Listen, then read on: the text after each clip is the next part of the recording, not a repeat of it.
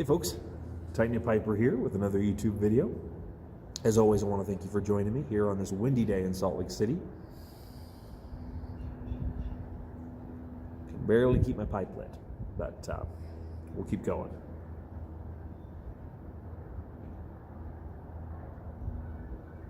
Sorry, my phone's receiving messages. I hope it's not buzzing in your ear. Just kind of wanted to recap this week. This week we had another meeting with the Utah pipe smokers. And as always, we had a good turnout of the YouTube side of our group. A man named Lex, Doc Bravo, stay-at-home piper, and Queen of Cobs herself. It was a good time. I'll put all their links in the thing down below so you can go give them a subscribe because they are just fantastic.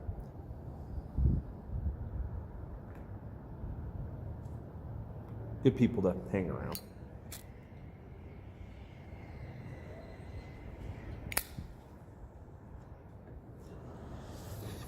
I was inspired by Del Piper last night. Man, me and my wife sat down and watched a Del Piper video, one of his most recent videos he just put out, and it was about him saving a baby owl when he was young. And just a great presenter. You got to go check him out. And so I was kind of inspired by him today, and kind of by the stack. And I told this story on the Utah Pipe Smokers when I showed my pipe to him.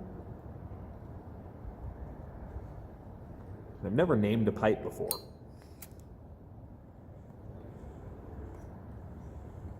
Never had a personal connection enough to name one of my pipes, you know. I may have named my first one, I just can't remember. But I named this one Murray because I'm actually sitting in Murray, the city limits of Murray. And about a quarter mile down this trail,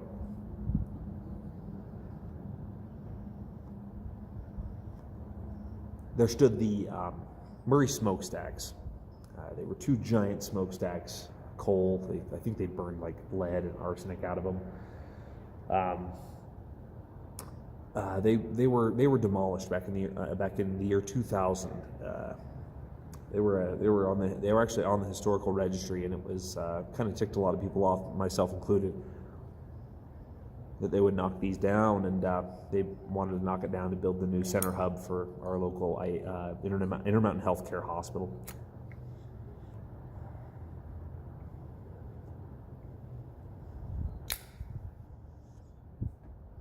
But I was 10 years old when they said that they were going to demolish them.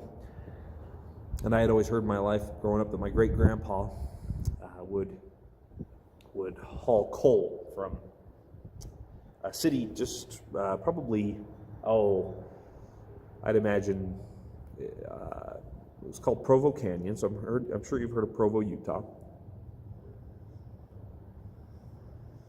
Provo Canyon's a little closer than Provo, but my grandfather would haul coal from Provo to the Murray smokestacks on horse and buggy. So, and this was during the Great Depression. This is how he was earning his wages during the Great Depression. So Murray smokestacks always meant something to me, you know, as a kid. And I was there the day they advised us not to show up because of the potential arsenic and lead poisoning that would come from the smoke, and another reason why they should not have knocked them down, just an idiot move, because the minute they did knock them down, the wind took it and covered the high school right next door to it, just covered it with lead cover smoke, so they had to lock the whole school down. Genius. But I was there the day they blew them down, and remember everybody cheering. I remember being really sad, you know, seeing these stacks go.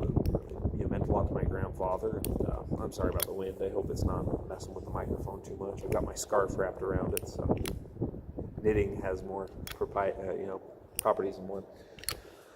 But yeah, I just remember the just heavy sadness that came over me as I watched them crumble, and everybody else was cheering, you know, as everybody does in fireworks or, you know, those big Las Vegas hotel demolitions and stuff. And I'll never forget it. So I went and bought this smokestack, this stack pipe, and I thought, oh, let's name it Murray. You know, just name it right after the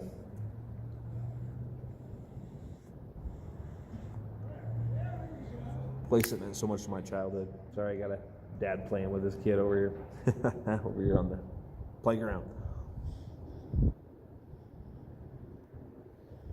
And the weird duality of it was that a year later, as a young mind, I saw that the Twin Towers fall on September 11th. So just over a year after they took the Murray smokestacks down, the terrorist attacks of 9/11 happened. And I remember putting a duality up in my head about that. You know, I just saw these.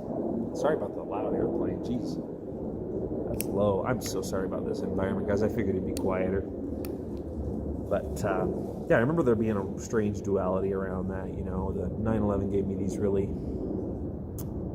kind of hard flashbacks of the Murray smokestacks as well, and kind of felt like they were falling again. You know, I don't know what's happening in this world of everything old having to go, and I get structural issues and having to take things down, but they said that those things could have stood for another 300 years. And, you know, I think there's just, it's my personal belief that there's an attack on everything old in this world that, you know, they're burning the land in the name of progress, and I don't necessarily agree with that.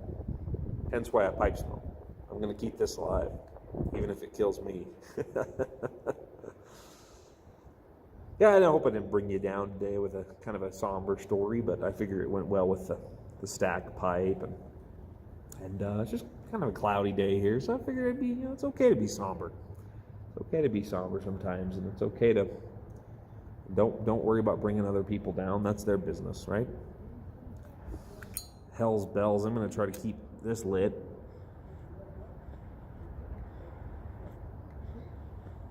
Will be a new drinking game for this video, is take a shot every time Tight Knit Piper relit his pipe. Hell. As always, I really appreciate your time coming in on my channel. I can't thank you enough for giving me the time of day and inviting me into your homes or into your cell phone or into your living room, wherever you might be, where you're watching this.